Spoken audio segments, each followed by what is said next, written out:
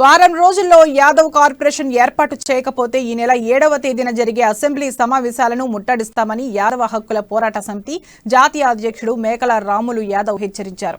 సరూర్ నగర్ లో నిర్వహించిన రాష్ట్ర కార్యవర్గ సమావేశంలో ఆయన పాల్గొన్నారు. తెలంగాణలో 20% ఉన్న యాదవులకు కార్పొరేషన్ ఏర్పాటు చేసి ప్రతి బడ్జెట్ తో 10,000 కోట్లు కేటాయించాలని రాములు యాదవ్ డిమాండ్ చేశారు. 1970లో తీసేసి ఎస్ఎన్డి రిజర్వేషన్ పునరుద్ధరించాలని కోరారు. రెండో విడత గొర్ల కంపెనీకి డబ్బులు డిపాజిట్ చేసుకుని 5.5 సంవత్సరాలైనా ఇప్పటి వరకు పంపిణీ చేయలేదని మండిపడ్డారు. అప్పులు చేసి మరి డబ్బులు డిపాజిట్ చేసి ఆత్మహత్యలు చేసుకుంటున్నారని వెంటనే పంపిణీ మొదలు పెట్టాలని డిమాండ్ చేశారు.